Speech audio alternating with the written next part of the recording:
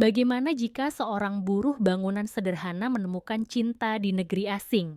Bagaimana jika nasib yang penuh penderitaan membawanya pada kebahagiaan yang tak terduga? Karto, seorang pria desa yang dikhianati istrinya karena kemiskinan, memutuskan merantau ke Arab Saudi untuk mencari nafkah. Tapi siapa sangka takdir justru membawanya ke dalam kisah cinta yang luar biasa. Dari peluh dan kerja keras di bawah terik matahari, dari kecelakaan tragis yang hampir menghancurkan harapannya, hingga pertemuan dengan seorang wanita kaya yang mengubah segalanya. Namun, apakah cinta mereka bisa bertahan menghadapi perbedaan yang begitu besar? Bagaimana reaksi anak Karto ketika tahu ayahnya menikah lagi? Dan bagaimana Karto, seorang buruh bangunan, akhirnya menjadi pengusaha sukses? Semua jawabannya ada di dalam kisah luar biasa ini. Sebuah perjalanan penuh air mata, perjuangan, dan cinta sejati. Tonton sampai habis dan siapkan hati Anda untuk terinspirasi. Like, komen, dan subscribe untuk kisah inspiratif lainnya. Karto mengayuh sepedanya dengan lelah,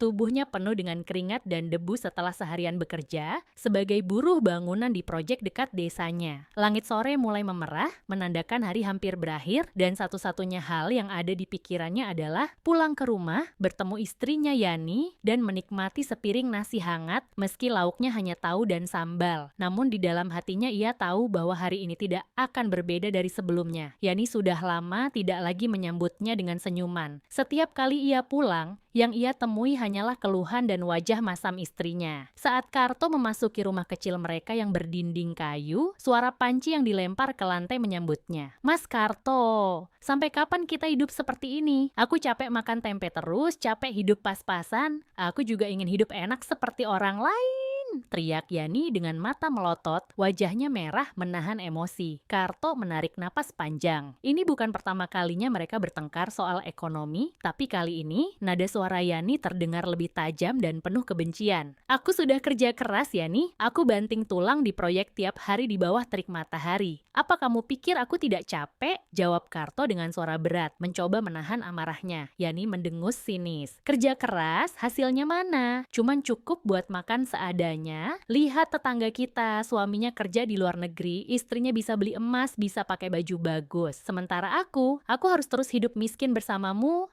Hati Karto mencelos mendengar ucapan istrinya. Ia tahu hidup mereka susah, tetapi tak pernah terbayang bahwa Yani akan sampai sebegitu kecewanya. "Jadi kamu cuma lihat uangnya? Kamu tidak lihat bagaimana aku berjuang untuk keluarga ini?" Suara Karto mulai bergetar, matanya memandang Yani dengan penuh luka. Yani tertawa kecil, tapi tawanya terdengar dingin. "Mas Karto, dengarkan aku baik-baik. Aku butuh laki-laki yang bisa menjamin hidupku, bukan hanya janji dan keringat yang nggak ada hasilnya." Karto menatap, Yani tak percaya. Ada sesuatu dalam tatapan istrinya yang membuat hatinya berdebar tak nyaman. "Maksudmu apa, Yani?" tanyanya pelan. Yani tidak menjawab. Ia hanya mengambil tas kecilnya dan berjalan keluar tanpa sepatah kata pun. Karto yang sudah lelah dan emosi mencoba menenangkan diri, tetapi hatinya terasa panas. Ia merasakan firasat buruk yang semakin kuat. "Aku harus tahu dia pergi kemana," gumamnya. Dengan langkah cepat, ia mengikuti jejak Yani. Hatinya serasa diremas ketika dari kejauhan, ia melihat Yani berdiri di pinggir jalan, menunggu seseorang. Tak lama kemudian, sebuah mobil hitam mengilap berhenti tepat di hadapan istrinya. Dari dalam mobil, seorang pria dengan pakaian rapi keluar, tersenyum kepada Yani, lalu dengan santai mengulurkan tangan untuk menggenggam tangan istrinya. Dek, dunia Karto seakan runtuh seketika. Ia berdiri terpaku, napasnya memburu, matanya tidak bisa mempercayai apa yang ia lihat. Istrinya, wanita yang dulu ia nikahi dengan cinta dan harapan, kini berdiri di samping pria lain. Dengan suara rendah namun penuh kemarahan, Karto berjalan mendekat dan memanggil nama istrinya. "Yani, siapa dia?" Yani yang terkejut hanya bisa menoleh dengan wajah panik, sementara pria di sampingnya malah tersenyum santai, seolah tak merasa bersalah. "Mas Karto, aku bisa jelaskan." Suara Yani bergetar, tapi matanya menghindari tatapan suaminya. Namun, Karto tidak butuh penjelasan. Semua sudah jelas. Wanita yang ia perjuangkan selama ini telah mengkhianatinya. Hatinya panas, darahnya mendidih, tetapi ia tidak ingin membuat keributan. Ia hanya menatap Yani dengan mata yang penuh luka sebelum akhirnya menghela napas panjang. "Kamu sudah memilih, Yani. Aku nggak akan memaksa. Semoga kamu bahagia dengan jalanmu." Tanpa berkata lagi, Karto berbalik dan berjalan pergi. Namun langkahnya terasa berat, seolah semua harapan yang pernah ia bangun kini hancur berantakan. Di tengah kesedihannya, hanya satu hal yang terlintas di pikirannya. pikirannya. Aku harus pergi dari sini, aku harus merantau dan membuktikan bahwa aku bisa bangkit tanpa dia. Dan itulah titik balik yang akhirnya membawa Karto ke tanah asing, Arab Saudi. Tempat ia menemukan takdir baru yang tidak pernah ia bayangkan. Sebelumnya langkah Karto terasa berat saat ia berjalan menuju sekolah anaknya, Rizky, yang kini duduk di kelas 2 SMP. Hatinya masih dipenuhi luka setelah melihat pengkhianatan Yani. Tetapi ia tak ingin menunjukkan kesedihannya di depan putranya. Ia berdiri di luar gerbang sekolah, menunggu hingga bel pulang berbunyi. Suara anak-anak yang keluar dengan ceria seakan menjadi kontras dengan perasaannya yang hancur. Tak lama kemudian, Rizky keluar dengan tas di punggungnya. Matanya yang tajam segera menangkap sosok ayahnya berdiri di sudut jalan. Wajah anak itu langsung berbinar, berlari kecil menghampiri Karto. "Bapak, kok jemput aku?" Suaranya penuh semangat. Karto tersenyum kecil, mencoba menyembunyikan kegundahan di hatinya. Ia mengelus kepala putranya dengan lembut. "Bapak kangen sama kamu, Nak, makanya mau ketemu." Rizky tertawa kecil. "Ah, Bapak bisa aja. Biasanya sibuk kerja, sekarang tiba-tiba jemput aku." Karto menarik napas dalam, mencoba menata kata-kata yang ingin ia sampaikan. Mereka berjalan bersama menuju rumah nenek Rizky. Tempat anaknya kini tinggal karena ibunya jarang pulang. Di tengah perjalanan, Karto menghentikan langkahnya dan menggenggam bahu Rizky dengan lembut. "Nah, ada yang ingin Bapak bicarakan?" ucapnya dengan suara pelan. Rizky menatap ayahnya dengan bingung. "Ada apa, Pak? Kok serius banget?" Karto menarik napas panjang, menatap wajah anaknya yang masih polos, belum paham betapa berat beban yang kini harus ia tanggung. "Nah, Bapak harus pergi jauh untuk bekerja." Rizky mengerutkan kening. "Jauh? Kemana, Pak?" Karto mencoba tersenyum meskipun bibirnya terasa berat. "Ke Arab, nah. Bapak dapat kerja di sana." Mata Rizky membelalak. "Arab? Jauh banget, Pak. Terus aku sama siapa?" Karto berlutut di hadapan anaknya, menatapnya dengan penuh kasih sayang. "Kamu tetap sama nenek. Nak, Bapak janji gak akan lama. Bapak kerja buat kamu, buat masa depanmu, supaya kamu nggak perlu susah seperti Bapak." Rizky menundukkan wajahnya. Tangannya mencengkeram tali tasnya dengan erat. Ada sesuatu yang mengganjal di hatinya. "Terus, Ibu gimana, Pak? Apa Ibu tahu?" Jantung Karto berdegup kencang. Sebisa mungkin ia menahan emosinya. Ia tak ingin menyakiti hati anaknya dengan kebenaran yang pahit. Ia mengusap kepala Rizky dengan lembut. "Ibumu? Biar Bapak yang urus nanti, yang penting kamu fokus sekolah. Bapak ingin kamu tetap belajar dengan baik ya, janji?" Rizky masih menunduk, tetapi ia mengangguk perlahan. Namun, matanya mulai berkaca-kaca. "Pak, nanti kalau Bapak di Arab, Bapak bakal pulang kan?" Suaranya terdengar lirih. Karto menggenggam kedua bahu anaknya dengan erat, menatapnya dengan mata yang mulai basah. "Tentu, nah, Bapak janji, Bapak pasti pulang. Kamu tunggu Bapak ya." Rizky menatap ayahnya dengan mata yang berkilau oleh air mata yang belum jatuh. Ia bukan lagi anak kecil. Ia bisa merasakan ada sesuatu yang salah, tetapi ia terlalu takut untuk bertanya. Perlahan, anak itu meraih tubuh ayahnya dan memeluknya erat. "Bapak harus janji. Aku nggak mau kehilangan Bapak." Karto menggigit bibirnya, berusaha sekuat tenaga untuk tidak menangis. Ia membalas pelukan anaknya dengan erat. "Bapak janji?" Nah, Bapak janji. Namun, dalam hati kecilnya ia tahu bahwa takdir seringkali punya jalan yang berbeda. Di balik janji yang ia ucapkan, ada ketidakpastian yang menghantui. Ia tidak tahu kapan ia benar-benar bisa pulang. Ia hanya tahu satu hal, ia harus pergi. Ia harus meninggalkan semua luka ini dan mencari kehidupan yang lebih baik. Sementara matahari perlahan tenggelam di ufuk barat, Karto melepaskan pelukan anaknya dan tersenyum. "Ayo pulang, Nak." Mereka berjalan berdampingan, tanpa menyadari bahwa perjalanan ini akan mengubah hidup mereka selamanya. Malam sudah larut ketika Karto sampai di rumah ibunya. Rumah kecil berdinding bambu itu tampak temaram, hanya diterangi oleh lampu minyak di sudut ruangan. Suasana hening, hanya terdengar suara jangkrik dan angin yang berdesir pelan. Di dalam rumah, seorang wanita tua duduk bersila di atas tikar, mengurut kakinya yang mulai lemah dimakan usia. Ibu Karto, seorang wanita sederhana yang telah banyak menanggung derita hidup, segera menoleh saat mendengar suara pintu berderit. "Karto, pulang malam sekali, Nak." Karto tersenyum kecil. Meski hatinya remuk, ia berjalan mendekat dan duduk di samping ibunya. Tangannya menggenggam tangan wanita itu dengan erat, seolah ingin menyampaikan sesuatu yang tak bisa diungkapkan dengan kata-kata. "Bu, aku mau bicara." Sang ibu menatap anaknya dengan lembut. Dari sorot mata Karto, ia tahu ada sesuatu yang berat yang sedang dipendam anaknya. "Ada apa, Nak? Kenapa wajahmu seperti ini?" Karto menarik napas panjang, lalu menundukkan kepala. Air mata yang sejak tadi ia tahan mulai menggenang di pelupuk matanya. "Bu, aku dan Yani sudah berpisah." Ibu Karto terdiam, matanya melebar, tangannya yang mulai keriput mencengkeram lengan anaknya dengan kuat. "Apa maksudmu, Karto? Kalian bercerai?" Karto menelan ludah, dadanya terasa sesak. "Iya, Bu. Yani sudah memilih pergi dengan pria lain." Seketika air mata Ibu Karto jatuh, tak mampu lagi ditahan. Tangannya yang gemetar menyentuh pipi anaknya, seolah ingin memastikan bahwa ini bukan mimpi buruk. "Ya Allah, Karto, kenapa ini bisa terjadi, Nak?" Karto tersenyum miris, senyum yang dipaksakan, meski hatinya hancur berkeping-keping. "Karena aku miskin, Bu. Aku nggak bisa kasih dia kehidupan yang dia mau." Ibu Karto menangis terisak, tangannya mencengkeram erat tangan anaknya. "Kamu sudah berusaha, Nak.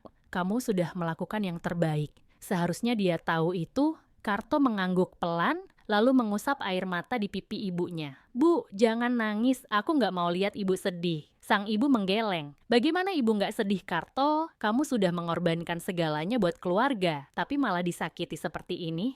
Karto menunduk, mencoba mengendalikan emosinya, lalu dengan suara yang bergetar, ia berkata, "Bu, aku nggak mau anakku tahu tentang ini. Jangan kasih tahu Rizky, ya. Aku nggak mau dia terluka." Sang ibu menatap Karto dengan mata yang penuh kesedihan. Ia mengerti. "Kamu mau dia tetap menganggap ibunya baik?" Tanyanya lirih. Karto mengangguk. "Biar aku saja yang menanggung semua ini, Bu. Aku nggak mau anakku membenci ibunya." Ibu Karto menarik napas panjang, menatap wajah anaknya yang kini tampak jauh lebih tua dari usianya. Ia tahu betapa besar beban yang ditanggung oleh putranya, tapi ia juga tahu bahwa Karto adalah lelaki kuat. "Terus, apa rencanamu sekarang, Nak?" Karto menggenggam tangan ibunya lebih erat. "Aku mau pergi, Bu. Aku mau kerja ke Arab." Sang ibu tersentak. "Kamu mau meninggalkan Rizky?" Karto mengangguk pelan. "Aku harus, Bu. Aku harus cari uang buat masa depan anakku. Aku nggak mau dia hidup susah seperti aku." Ibu Karto menatap anaknya lama, lalu menghela napas berat.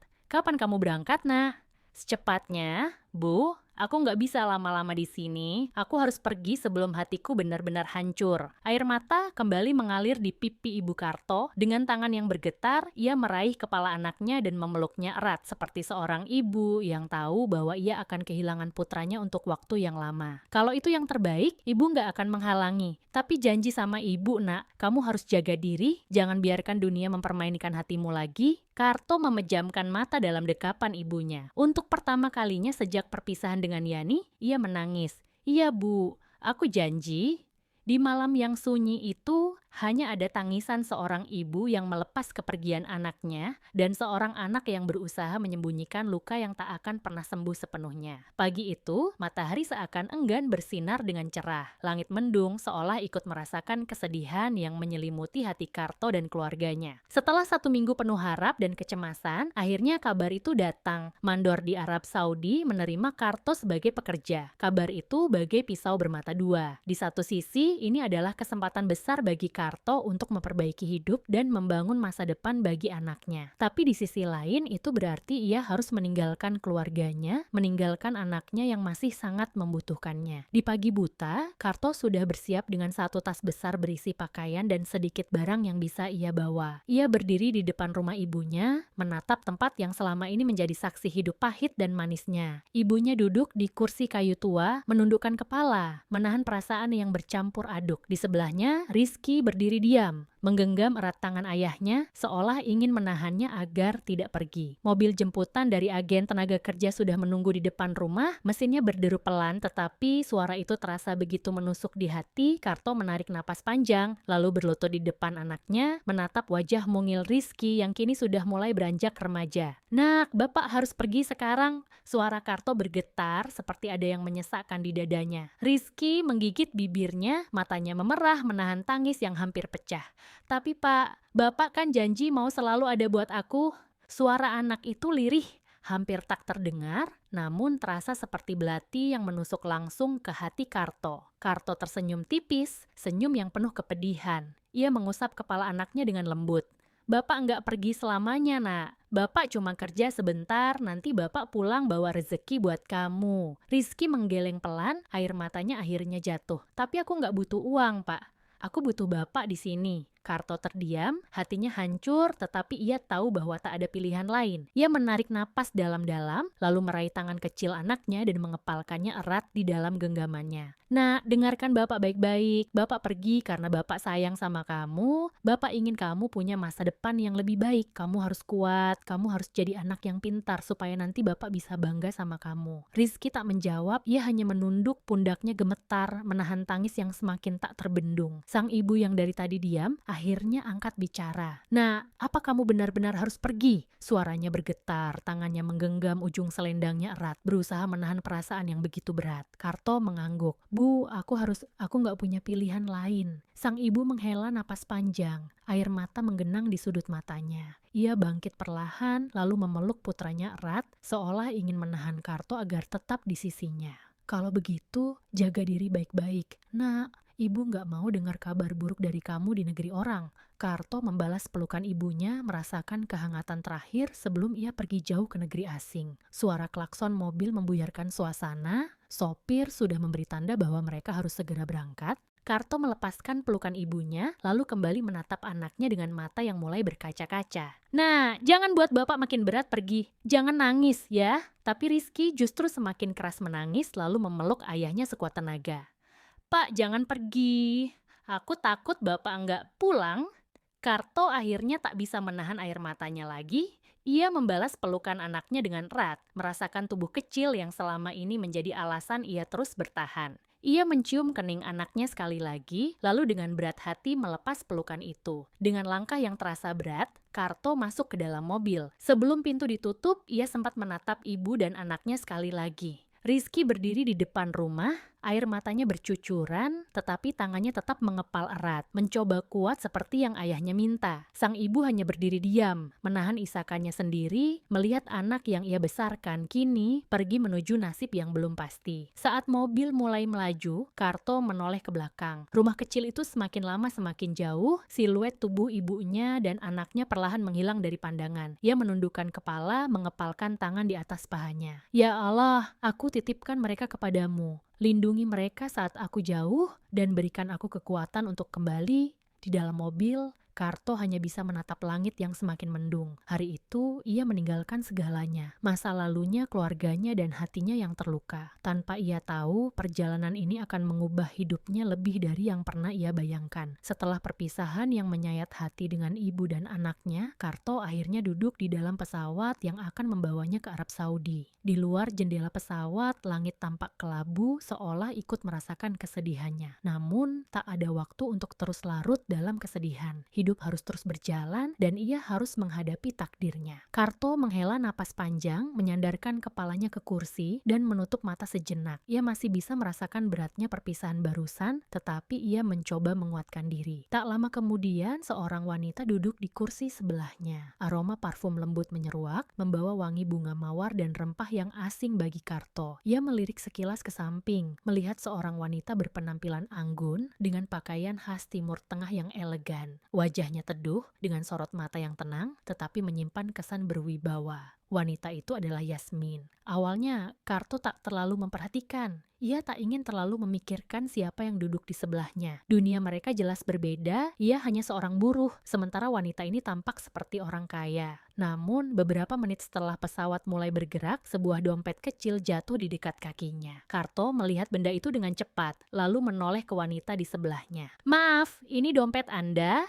Tanyanya sopan sambil mengambil dompet tersebut dan menyerahkannya. Wanita itu menoleh lalu menatap Karto dengan sedikit terkejut. Namun, senyumnya muncul, hangat dan penuh penghargaan. "Oh, terima kasih. Saya bahkan tidak menyadarinya jatuh," jawab Yasmin dalam bahasa Inggris yang lembut tetapi jelas. Karto mengangguk merasa sedikit canggung. Ia jarang berbicara dengan orang asing, apalagi wanita yang terlihat begitu berkelas seperti ini. Namun, sebelum ia bisa kembali membisu, Yasmin kembali berbicara. "Kamu dari Indonesia?" Tanyanya dengan nada ingin tahu. Karto menoleh. Sedikit terkejut, wanita ini bisa menebak asalnya dengan mudah. "Iya, saya dari Indonesia," jawabnya singkat dengan logat khas orang desa yang kental. Yasmin tersenyum tipis. Saya pernah ke Indonesia beberapa kali, negara yang indah. Karto hanya tersenyum kecil, tak tahu harus menjawab apa. Ia masih belum terbiasa berbicara dengan orang seperti Yasmin. Namun, Yasmin tampaknya tidak keberatan untuk berbincang lebih jauh. Apa tujuanmu ke Arab? Tanyanya lagi. Karto menghela napas sebentar sebelum menjawab. Kerja, Bu. Yasmin mengangguk pelan. Sebagai apa? Kuli bangunan. Jawaban itu singkat, tetapi mengandung banyak cerita. Yasmin bisa melihat sekilas keteguhan dalam mata Karto, seseorang yang rela menempuh perjalanan jauh untuk mencari nafkah. Ia menatap pria itu lebih lama, merasakan ada sesuatu yang berbeda darinya. Namun, ia tak bertanya lebih jauh. Ia hanya tersenyum tipis, lalu menatap keluar jendela pesawat. Karto pun kembali diam. Ia tak menyadari bahwa pertemuan singkat ini akan menjadi awal dari sesuatu yang jauh lebih besar dalam hidupnya.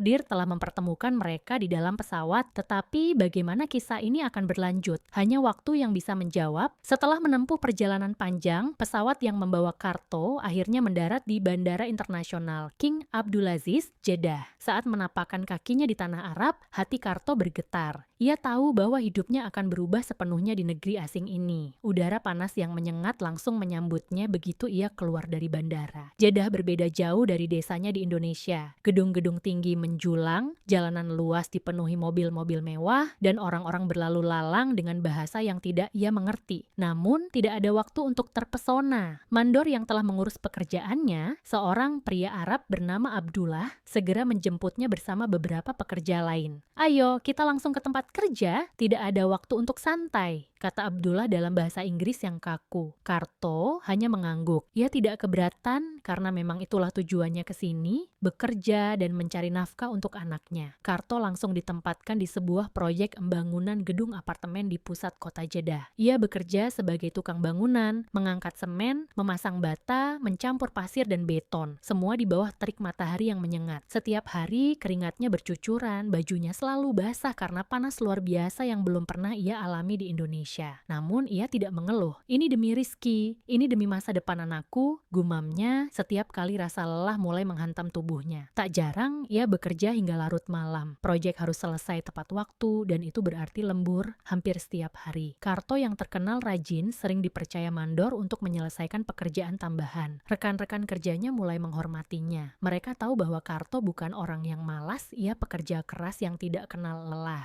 Namun takdir berkata lain. Karto masih bekerja lembur di lantai 3 gedung yang sedang dibangun. Hanya ada beberapa pekerja lain yang juga masih bertahan, sementara yang lain sudah pulang ke barak. Ia sedang mengangkat sekop pasir ke dalam ember besar. Ketika tiba-tiba tumpukan besi yang berada di dekatnya goyah.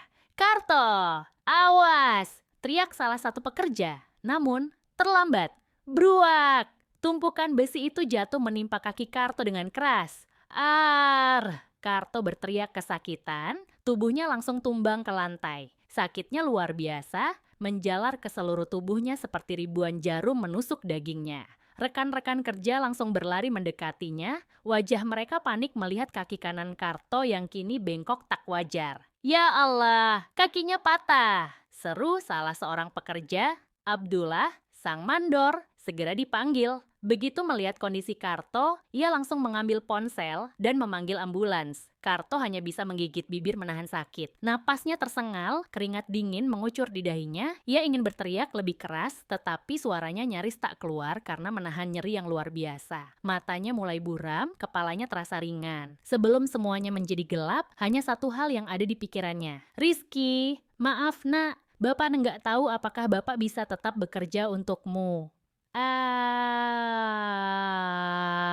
Ketika Karto membuka matanya, ia sudah berada di rumah sakit. Langit-langit putih di atasnya terasa asing dan bau obat menyengat memenuhi ruangan. Kakinya terasa berat dan ketika ia berusaha menggerakkannya, rasa sakit yang menyiksa langsung menyebar ke seluruh tubuhnya. Seorang perawat mendekatinya. Pak, jangan banyak bergerak dulu. Kaki Anda mengalami patah tulang. Jantung Karto mencelos. Patah tulang? Ia mencoba mengangkat kepalanya untuk melihat kondisi kakinya. Dan di sanalah kenyataan pahit menghantamnya. Kakinya dibalut gips putih tebal, terangkat dengan penyangga di tempat tidur. Pikirannya langsung berputar liar. Bagaimana nasib pekerjaannya? Bagaimana nasibnya sendiri di negeri orang jika ia tidak bisa bekerja? Pintu kamar rumah sakit tiba-tiba terbuka. Abdullah masuk, ekspresinya serius. Karto, bagaimana keadaanmu? Tanyanya.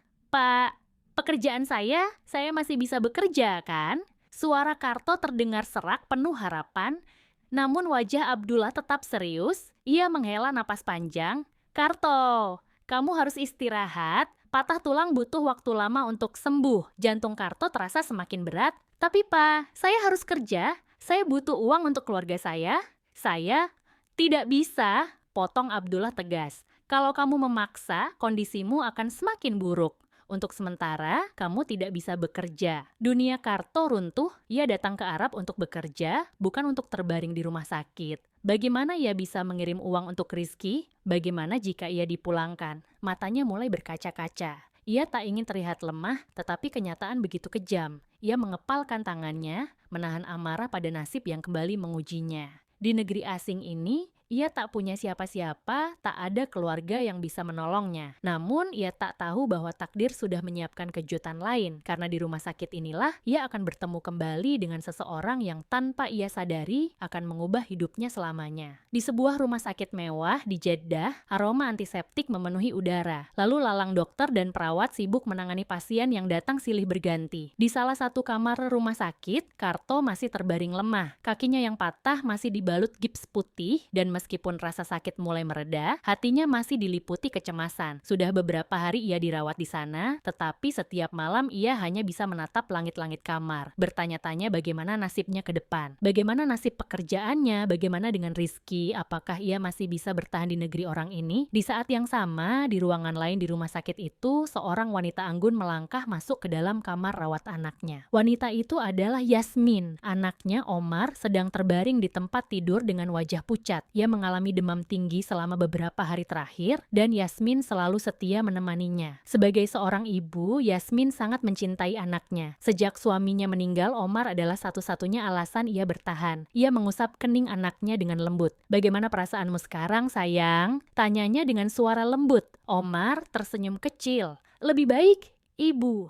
Yasmin menghela napas lega, setidaknya kondisi Omar mulai membaik. Namun, ketika ia keluar dari kamar rawat anaknya untuk berbicara dengan dokter, takdir sekali lagi mempertemukan dirinya dengan seseorang yang pernah ia temui sebelumnya. Saat Yasmin berjalan melewati koridor rumah sakit, langkahnya terhenti ketika ia melihat seorang pria yang familiar. Karto ia duduk di tempat tidur rumah sakit dengan kaki terbalut gips, menatap kosong keluar jendela. Wajahnya terlihat letih, tetapi masih menyimpan keteguhan. Yasmin mengerutkan kening, ia mengenali pria itu. Bukankah itu pria yang duduk di sebelahku di pesawat? Batinnya, tanpa ragu, ia melangkah masuk ke dalam kamar Karto dan berdiri di tepi tempat tidurnya. "Sepertinya kita pernah bertemu sebelumnya," ujar Yasmin dengan nada lembut. Karto menoleh, sedikit terkejut melihat sosok wanita yang dulu ia temui di dalam pesawat kini berdiri di depannya.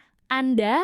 Wanita di pesawat itu?" tanyanya. Masih sedikit tak percaya, Yasmin tersenyum kecil. "Namaku Yasmin. Aku ingat kamu dari perjalanan kita ke Arab beberapa waktu lalu." Karto tersenyum tipis, tetapi wajahnya masih menyiratkan kelelahan dan kesedihan. "Nama saya Karto, Bu," ucapnya sopan. Mata Yasmin melirik kaki Karto yang dibalut gips. "Apa yang terjadi padamu?" Karto menghela napas panjang, matanya menerawang, mengingat kembali kejadian yang membuatnya terbaring di rumah sakit. "Saya kecelakaan di tempat kerja, tertimpa besi saat lembur. Kaki saya patah dan sekarang saya tidak tahu apa yang akan terjadi pada pekerjaan saya." Suaranya berat, penuh beban. Yasmin mengangguk pelan, ia bisa merasakan penderitaan pria di depannya. "Itu pasti sangat sulit bagimu," ucapnya dengan tulus. Karto tersenyum miris. "Saya datang ke sini untuk mencari nafkah buat anak saya, tapi sekarang saya malah terbaring di rumah sakit, tidak bisa bekerja, tidak tahu apakah saya bisa tetap bertahan di sini." Yasmin mendengar nada putus asa dalam suara Karto. Ia bisa melihat seseorang yang begitu berjuang untuk keluarganya, tetapi kini merasa hancur karena keadaan. Setelah beberapa saat, Yasmin duduk di kursi di samping tempat tidur Karto. "Aku juga punya anak," katanya pelan. Karto menoleh menatap Yasmin dengan penuh perhatian. "Anakku, Omar, sedang dirawat di sini karena demam tinggi. Dia satu-satunya alasan aku tetap bertahan." Karto mendengarkan dengan serius. Ia bisa melihat sorot mata penuh kasih dari Yasmin saat berbicara tentang anaknya. "Ayahnya?" tanya Karto hati-hati. Yasmin menghela napas panjang. "Suamiku meninggal 2 tahun lalu. Karto terdiam. Ia tak menyangka bahwa wanita anggun di depannya juga menyimpan luka yang mendalam. "Maaf, saya tidak tahu," ucapnya lirih. Yasmin tersenyum tipis. "Tidak apa-apa, aku sudah terbiasa dengan kesendirian, tapi kadang aku bertanya-tanya, apakah aku akan terus menjalani hidup ini sendirian?" Mereka berdua terdiam sejenak. Di dalam kesunyian itu, ada sesuatu yang mulai terasa, sebuah hubungan yang lebih dari sekadar kebetulan. Dua orang yang berbeda dunia, tetapi sama-sama menanggung luka yang dalam. Karto, pria yang kehilangan istri karena pengkhianatan dan harus meninggalkan anaknya demi mencari nafkah. Yasmin, wanita yang kehilangan suaminya dan harus bertahan sendiri demi anaknya. Tanpa mereka sadari, dua hati yang terluka mulai saling menemukan kenyamanan satu sama lain. Yasmin menatap Karto dengan pandangan yang lebih lembut. "Karto, aku tidak tahu bagaimana nasibmu nanti, tapi aku tahu satu hal. Kamu adalah pria yang kuat, aku yakin kamu bisa melewati ini semua." Karto menatap Yasmin, mendengar kata-kata itu entah mengapa hatinya sedikit lebih ringan. Untuk pertama kalinya sejak kecelakaan itu, ia merasa ada seseorang yang benar-benar peduli padanya. Dan mungkin ini adalah awal dari sesuatu yang lebih besar yang telah ditakdirkan untuk mereka berdua. Setelah berbicara cukup lama di kamar rumah sakit, Karto dan Yasmin mulai merasa lebih nyaman satu sama lain. Mereka berbagi cerita, berbicara tentang luka masing-masing, dan tanpa disadari ada sesuatu yang perlahan mulai tumbuh. Bukan sekadar simpati, tetapi juga pemahaman yang mendalam. "Jadi, kamu kerja di mana sebenarnya?" tanya Yasmin tiba-tiba. Karto menatap Yasmin sejenak sebelum menjawab. "Saya kerja di proyek pembangunan di Jeddah. Katanya dekat daerah perumahan elit, tapi saya nggak tahu pastinya." Mata Yasmin sedikit membelalak. "Proyek apartemen di dekat kawasan Al-Raudah." Karto mengangguk. "Ya, itu. Saya dengar dari mandor, lokasi proyek memang dekat kawasan itu." Yasmin tersenyum kecil. "Karto, kamu tahu tidak, rumahku ada di kawasan itu." Karto sedikit terkejut. "Serius, Bu?" Yasmin mengangguk. "Jadi selama ini kita berada di tempat yang cukup dekat, tapi baru sekarang bertemu kembali."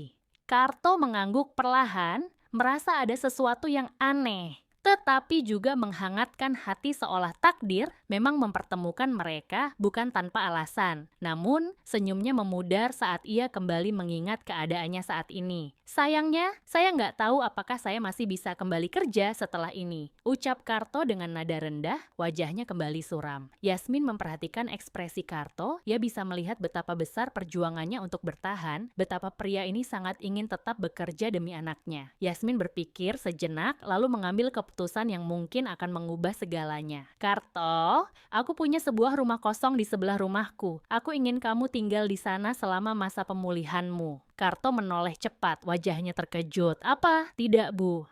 Saya tidak bisa menerima itu. Saya hanya pekerja biasa. Saya tidak bisa tinggal di rumah majikan seperti itu." Yasmin tersenyum tipis. "Ini bukan soal majikan atau pekerja, Karto. Aku menawarkan ini karena aku ingin membalas budi." "Membalas budi?" Karto mengerutkan kening. Yasmin mengangguk. "Saat di pesawat, kamu menemukan dompetku dan mengembalikannya. Mungkin bagimu itu hal kecil, tapi bagiku itu adalah kebaikan yang tidak semua orang akan lakukan." Karto terdiam. Ia tak menyangka bahwa Yasmin masih mengingat kejadian itu. "Aku hanya ingin melakukan sesuatu untuk membantumu, seperti kamu pernah membantuku." Karto menggeleng, hatinya berat menerima tawaran sebesar itu. "Bu Yasmin, saya benar-benar berterima kasih, tapi saya nggak enak. Saya ini cuma pekerja kasar." Namun, Yasmin menatapnya tajam. "Karto, ini bukan soal status, ini soal membantu seseorang yang membutuhkan. Aku tidak ingin kamu hidup susah hanya karena merasa tidak pantas menerima bantuan." Karto terdiam. Kata-kata Yasmin begitu dalam membuatnya berpikir kembali. Di satu sisi, ia merasa gengsinya terluka, tapi di sisi lain ia sadar bahwa ini adalah kesempatan yang tidak bisa ia sia-siakan. Jika ia tinggal di sana, ia bisa memulihkan diri lebih cepat. Jika ia memulihkan diri lebih cepat, ia bisa kembali bekerja. Dan jika ia bisa kembali bekerja, ia bisa tetap mengirim uang untuk Rizky. Karto menarik napas panjang. "Apa saya bisa memikirkan ini dulu, Bu?" Yasmin tersenyum kecil. "Tentu. Tapi jika kamu butuh tempat untuk tinggal, rumah itu selalu terbuka untukmu. Karto menatap Yasmin, matanya penuh rasa terima kasih yang tak bisa diungkapkan dengan kata-kata. Dalam hati, ia sadar bahwa pertemuan ini bukan kebetulan. Takdir memang punya cara sendiri untuk mempertemukan dua orang yang saling membutuhkan. Hari-hari berlalu sejak Karto menerima tawaran Yasmin untuk tinggal di rumah kosong di sebelah villa mewahnya. Rumah itu tak terlalu besar, tetapi cukup nyaman. Perabotannya sederhana, dan yang paling penting, tempat itu memberinya ketenangan untuk memulihkan diri. Setiap pagi, Karto duduk di teras, menatap langit Jeddah yang cerah. Kakinya masih dalam proses pemulihan, tetapi setidaknya ia sudah bisa berjalan pelan-pelan dengan bantuan tongkat. Namun, yang paling tidak ia duga adalah seberapa sering Yasmin menjenguknya. Awalnya, Yasmin hanya sesekali mampir untuk memastikan Karto baik-baik saja. Ia membawakan makanan, bertanya apakah Karto membutuhkan sesuatu, dan memastikan bahwa ia benar-benar beristirahat. Namun, seiring waktu, perhatian Yasmin semakin terasa berbeda. Ia tidak hanya datang untuk memastikan kondisi Karto, tetapi juga untuk berbincang lama dengannya. Di teras rumah, mereka sering duduk bersama, berbagi cerita tentang masa lalu mereka. Yasmin menceritakan bagaimana ia harus membesarkan Omar seorang diri setelah suaminya meninggal. Sementara Karto berbicara tentang anaknya Rizky, tentang betapa ia merindukan suara dan tawanya. Mereka saling mendengarkan, saling memahami, saling menemukan kenyamanan. Suatu sore, ketika angin gurun berhembus lembut, Yasmin datang membawa teh hangat. Ia meletakkan cangkir itu di hadapan Karto dan tersenyum. Cobalah, ini teh rempah khas Arab, katanya bisa mempercepat pemulihan. Karto mengambil cangkir itu, matanya menatap Yasmin dengan penuh rasa terima kasih. Bu Yasmin, saya benar-benar nggak tahu bagaimana membalas semua kebaikan ini. Yasmin tersenyum kecil, tetapi matanya berbinar lembut. Karto, kebaikan tidak selalu perlu dibalas dengan hal yang sama, kadang cukup dengan bersyukur dan tetap bertahan, itu sudah cukup. Karto terdiam. Kata-kata itu menyentuh hatinya lebih dalam daripada yang ia sadari. Ia menatap Yasmin, dan untuk pertama kalinya ia menyadari sesuatu yang selama ini ia abaikan. Wanita di depannya bukan hanya seorang janda kaya yang memberinya tempat tinggal, ia adalah seseorang yang benar-benar peduli padanya. Hari-hari terus berlalu, dan tanpa mereka sadari, perasaan mereka mulai tumbuh. Yasmin semakin sering mencari alasan untuk menemui Karto. Kadang ia datang membawa makanan, kadang hanya untuk berbicara sebentar, dan kadang hanya untuk duduk diam bersamanya di bawah langit malam. Sementara Karto mulai menyadari bahwa hatinya berdetak lebih cepat setiap kali Yasmin datang.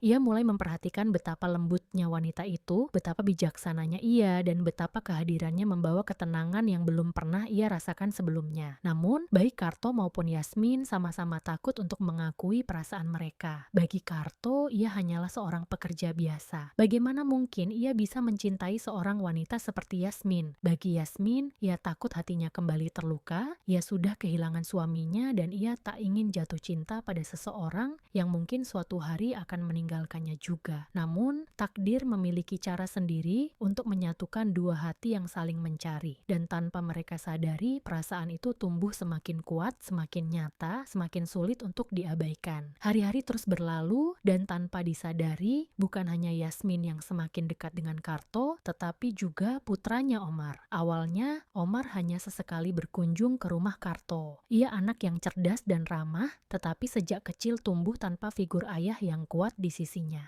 Namun perlahan-lahan Omar mulai terbiasa dengan kehadiran Karto. Ia sering mendengarkan cerita-cerita Karto tentang kehidupannya di Indonesia, tentang sawah, gunung, dan kehidupan sederhana yang berbeda jauh dengan Jeddah. Ia tertawa ketika Karto mengajarinya beberapa kata dalam bahasa Indonesia. "Apa kabar?" tanya Omar dengan aksen yang lucu. Karto tertawa, "Baik, alhamdulillah." Nah, kalau ada orang tanya, kamu jawab itu. Sejak saat itu Omar semakin sering datang, ia bahkan mulai membantu Karto berjalan, membawakan air, atau sekadar duduk bersamanya di sore hari sambil bertanya tentang kehidupan di luar negeri. Bagi Karto, Omar adalah pengingat bahwa ia juga punya anak di Indonesia. Dan bagi Omar, Karto adalah sosok yang selama ini ia rindukan, figur seorang ayah. Yasmin sering melihat dari jauh bagaimana Omar tertawa lepas saat bersama Karto, hatinya bergetar. Ia melihat bagaimana Omar lebih ceria, lebih berani, dan lebih tenang sejak Karto hadir dalam hidup mereka. Suatu malam, saat Yasmin menidurkan Omar, anaknya tiba-tiba bertanya sesuatu yang membuatnya terdiam lama. "Ibu, bolehkah aku memanggil Paman Karto dengan sebutan ayah?" Dek, jantung Yasmin berdegup kencang. Ia menatap mata Omar yang polos, penuh harapan. "Kenapa kamu ingin memanggilnya begitu sayang?" tanya Yasmin lembut. Omar tersenyum kecil, "Karena dia baik, dan dia selalu ada untukku, seperti ayah seharusnya." Yasmin terdiam, ia tak bisa mengelak lagi, hatinya sudah tertambat pada Karto. Namun, ia masih ragu. Bagaimana jika Karto tidak merasakan hal yang sama? Bagaimana jika ia hanya melihat Yasmin sebagai seorang wanita baik, tetapi tidak lebih? Namun, takdir sepertinya sudah memilih jalannya sendiri. Pada suatu sore yang cerah, Omar datang ke rumah Karto seperti biasa. Namun kali ini, ia datang dengan membawa tangan ibunya. Yasmin tampak bingung, tetapi ia membiarkan putranya membimbingnya ke teras tempat Karto duduk. "Paman Karto," kata Omar dengan suara tegas, "aku punya sesuatu yang penting untuk dibicarakan." Karto tertawa kecil. "Wah, serius sekali. Apa itu, Nak?" Omar menatapnya dengan mata jernih. "Aku ingin kamu menikahi ibu." Sunyi. Dunia seperti berhenti berputar sesaat. Yasmin menutup mulutnya, matanya melebar karena terkejut, sementara Karto hanya bisa membeku, tidak percaya dengan apa yang baru saja ia dengar.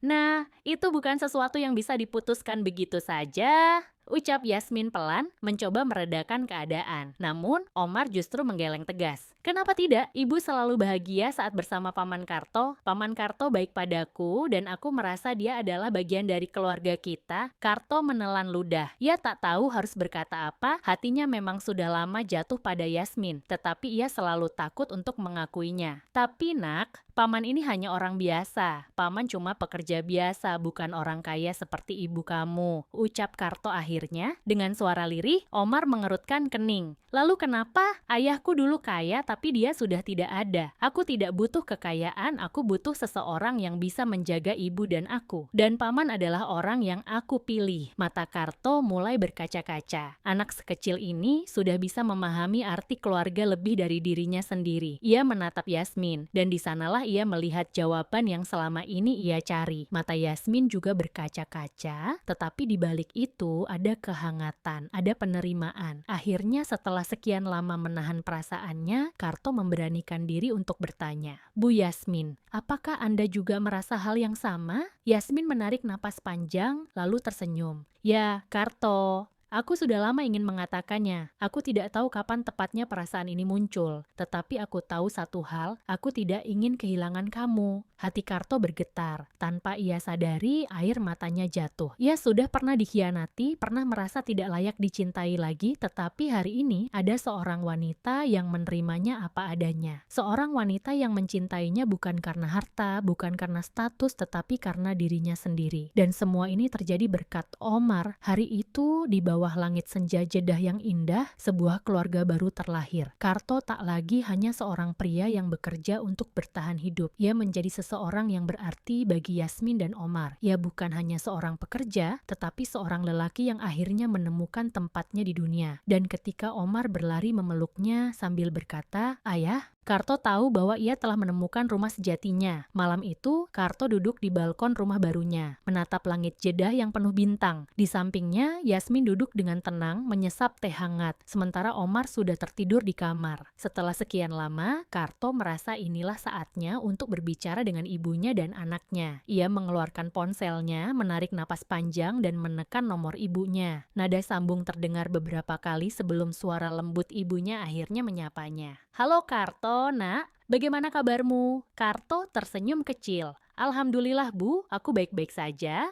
"Syukurlah, Ibu khawatir Nak. Sudah lama kamu nggak telepon. Kamu sehat di sana?" Suara ibunya terdengar penuh kekhawatiran. Karto menelan ludah. Ia tahu bahwa setelah ini, ia harus menyampaikan kabar yang mungkin mengejutkan ibunya. "Bu, aku ingin cerita sesuatu." Suasana di ujung telepon menjadi hening. Ibunya bisa merasakan ada sesuatu yang besar yang ingin disampaikan oleh anaknya. Ceritakan saja, Nak. Ibu mendengarkan. Karto menarik napas panjang, lalu mulai berbicara. Ia menceritakan semua yang terjadi sejak ia tiba di Jeddah. Tentang kecelakaan yang menimpanya, tentang Yasmin yang menolongnya, tentang Omar yang sudah menganggapnya sebagai ayah, dan akhirnya tentang pernikahannya dengan Yasmin. Di ujung telepon, ibunya terdiam lama. Nah, ibu bahagia mendengar kamu sudah menemukan seseorang yang menerimamu, tapi suaranya ragu.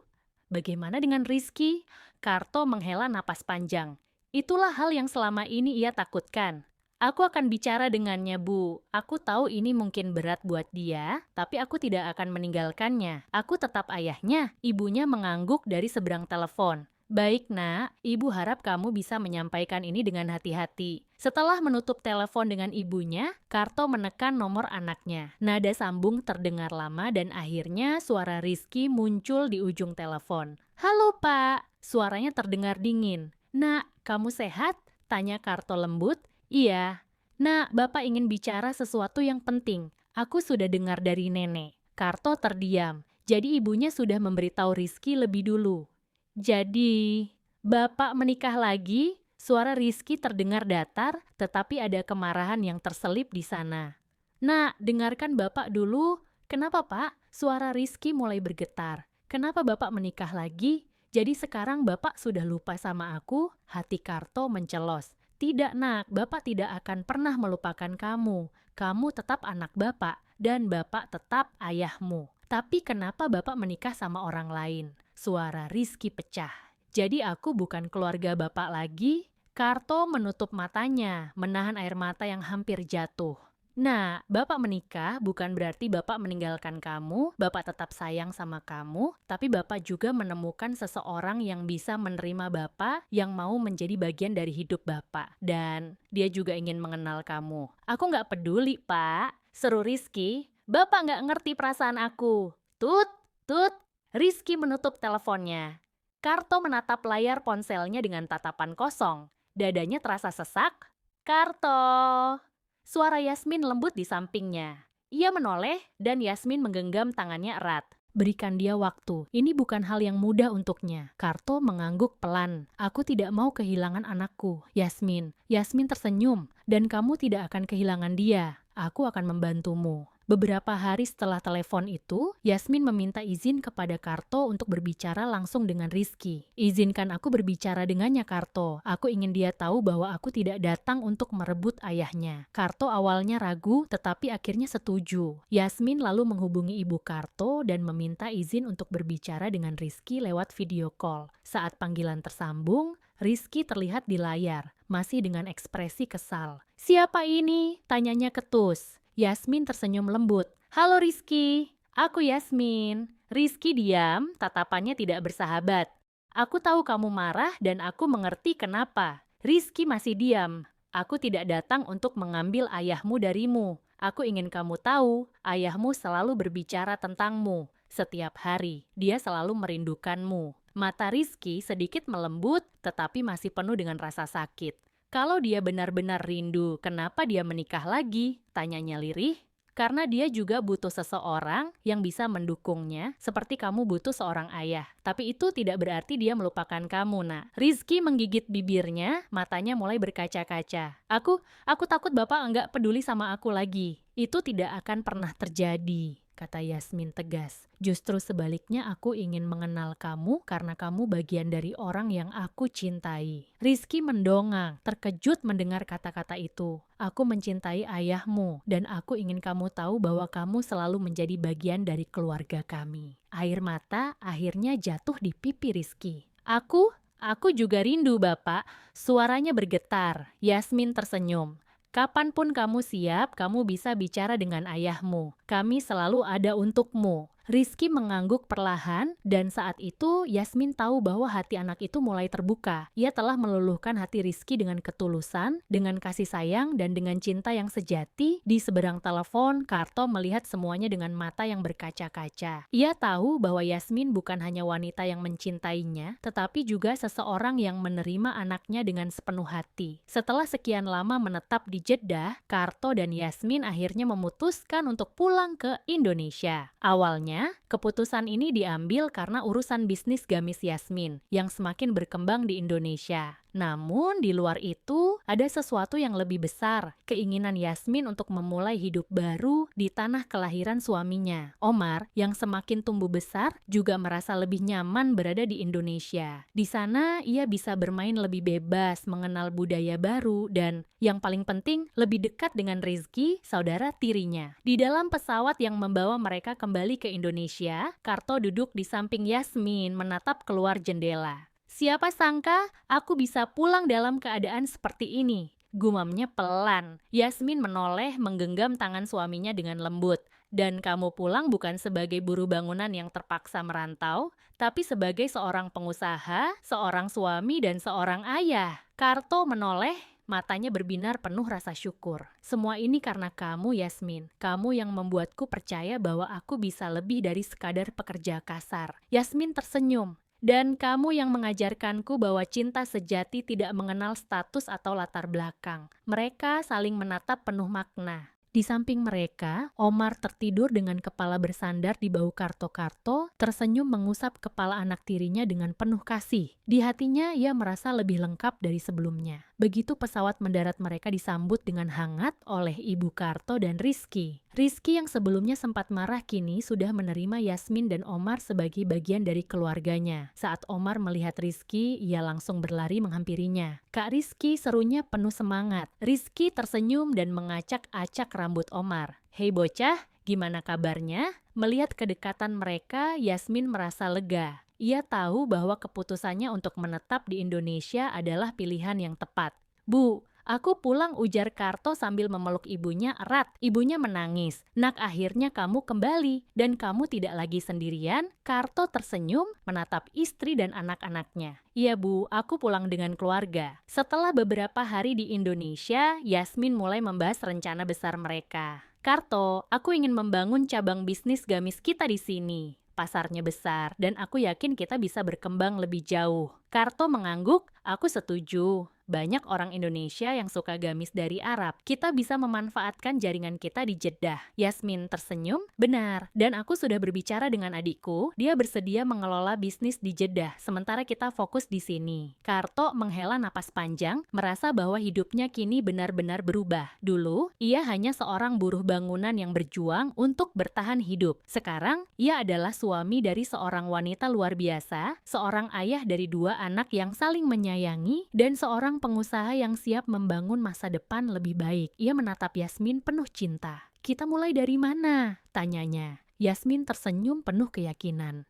Kita mulai dari sini, dari rumah ini, dari keluarga ini. Dan dengan itu, mereka memulai babak baru dalam hidup mereka, sebuah kisah tentang perjuangan, cinta dan kesuksesan yang lahir dari kerja keras dan kepercayaan satu sama lain. Waktu berlalu dan bisnis gamis Yasmin di Indonesia berkembang pesat. Siapa sangka Karto yang dulu hanya seorang buruh bangunan ternyata memiliki bakat luar biasa dalam bidang marketing. Dengan strategi pemasaran yang cerdas dan jaringan luas yang ia bangun, bisnis mereka semakin dikenal di seluruh Indonesia. Toko-toko cabang mulai bermunculan di berbagai kota dan merek gamis mereka menjadi salah satu yang paling dicari. Karto bukan lagi sekadar seorang pekerja keras. Kini, ia adalah seorang pengusaha sukses yang membangun segalanya dari nol. Namun, bukan kesuksesan bisnis yang membuat Karto dan Yasmin merasa paling bahagia. Suatu pagi, saat Yasmin duduk di teras sambil menyeruput teh hangat, ia menggenggam tangan Karto dan tersenyum lembut. Karto, aku ingin memberitahu sesuatu. Karto menatapnya penuh perhatian. Apa itu sayang? Yasmin menaruh tangannya di perutnya yang mulai membesar. Aku hamil. Dek, mata Karto langsung melebar. Jantungnya berdegup kencang dan tanpa sadar, air mata kebahagiaan mengalir di pipinya. Serius Yasmin? Aku akan menjadi ayah lagi? Yasmin mengangguk. Ya, Karto, kita akan memiliki bayi.